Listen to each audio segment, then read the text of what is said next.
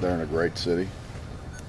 Great city. It is a great city. I mean, for up in that area, that's a great city. I mean, you talk to anybody up there, and they talk about what a great city Spokane is.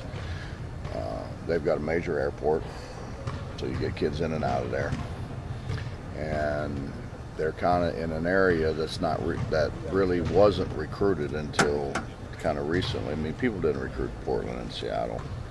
Now they've started to a little bit recently, and then they've done a great job with their foreign connection. So they've. Seems like it's kind of the same story, like New York, St. John's, and D.C., Georgetown. I mean, they all seem to have the same profile. Yeah, Fitz kind of started it, and then Fitz kind of got into a little bit of stuff, and then Muntz took over and kind of took it to kind of another level, and then Fewey's done a great job with it. I mean, he's been, and I think the other thing they've had a lot of stability there. They've got an unbelievable fan base. I mean, a terrific fan base. And and I think in a lot of ways, when they started, they had that little place, and they were able to sell it out every game, and then when they moved into the other, I think the whole thing continued because it became the thing to do. But I think they're the winner thing to do in Spokane, and and then you got Coach Munson after he retired at Oregon State, I think it was. Was it Oregon or Oregon State? I think it was. He comes back to Spokane. Judd leaves Michigan State. Who would ever thought Judd would go back to Spokane? Judd's there at every game. I'm sure, just having John Stockton grow up and go to school there didn't hurt him any. But I think they've got the profile of really what it takes to be able to get something like that going. Now, obviously, everybody doesn't do it, but they have the resources to be able to go and do that. Well, but there are a lot of schools, like Xavier, that are in the same situation. I mean, But they don't have the same thing. They have a metropolitan area. They have a recruiting base. They have a major airport. They have those things. You can't overlook what a major airport does for you. And so now you can take those Canadian kids and fly them directly into Spokane. It's not like flying them and I don't mean it in a bad way, but like Manhattan, Kansas, because I'm familiar with that. They have 2 directs now, but they had no directs before. So we can look for Huggins to be asking for a major airport here in the near future. Well, I think it would benefit all of us if we had one, but probably not in the cards.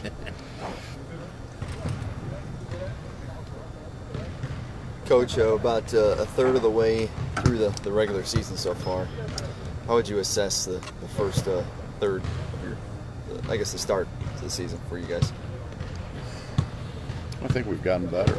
I think we've gotten a whole lot better over the 9 games that we've played. Obviously we, maybe a game or two that we look back on and say we should have, could have won. We didn't. But I think a lot of that's youth. A lot of that's youth and inexperience. We lose to Wisconsin, who plays all veterans. We lose to Missouri, who basically plays all veterans. And the Virginia Tech game, we just didn't. Can't miss 9 free throws and 16 layups and win. And I'm sorry about that. And that's been a problem. What I thought would be one of our strengths really hasn't been the free throw shooting part of it. How about this current Gonzaga team? They got obviously real strong backcourt, Dower down low, but the perimeter shooting. Just to talk about what they bring to the table this year. Well, they're good. They're a typical Gonzaga team. They've got 3 really good perimeter guys, and Pangos and Stockton and Bell. Bell's had a terrific career, I think, because Pangos has been so good. Bell's been overlooked, but he's had a terrific career. They've done a good job of bringing in transfers that kind of fit and fit their needs. They've done a great job with foreign guys. They've got however many they've got now, 3 or 4 probably on the team. So it's a typical Gonzaga team, and Huey does a great job coaching them. Well, historically they have. They've historically played a very good non-conference schedule to make sure that their strength of schedule was relevant, after their conference schedule. I think that's changed a little bit now in them changing conferences, but historically they've done that. I don't know, I read Frank's comments before the Missouri game when he said we were tough and physical and defensive oriented, and Frank hadn't watched tape yet when he made those statements. No, we're a whole lot different.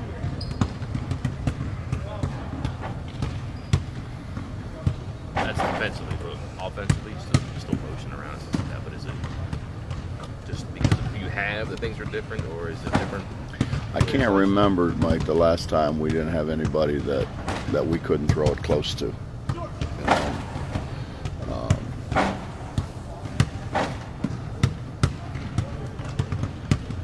When I first got here, we had Joe, who we could throw it close to.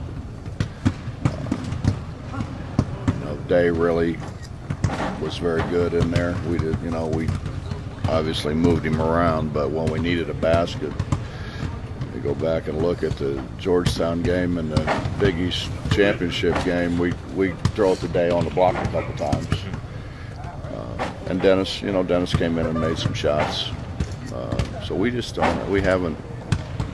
I haven't had a team where we haven't had a guy that you could kind of stop the bleeding by throwing it close. Potentially, do you have one? You tried some stuff with Devin a couple of games. You tried to get it going, but something you move away from, you keep going to. No, I think Devin eventually will get there. He's not there yet, but I think eventually he'll get there.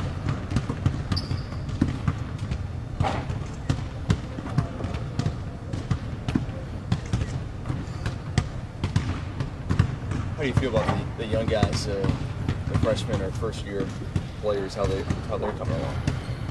Well, they're getting better. I mean, you watch them practice. I think their understanding of how to play gets better. It's just there's a lot of things thrown at them. We did a poor job in transition defense. That it seems you can't emphasize everything. When you have 2 days to prepare for every game. So I think the things that we've really emphasized, they've done a better job at, and the things that you think maybe you can get away with not emphasizing, that comes back and bites us. But we're getting better. I watch them every day, and there's a lot of years you watch and you say, are we getting any better? Because these guys, I think to a large degree, because they had so far to go, they just knew nothing coming in, that you can see them getting better every day.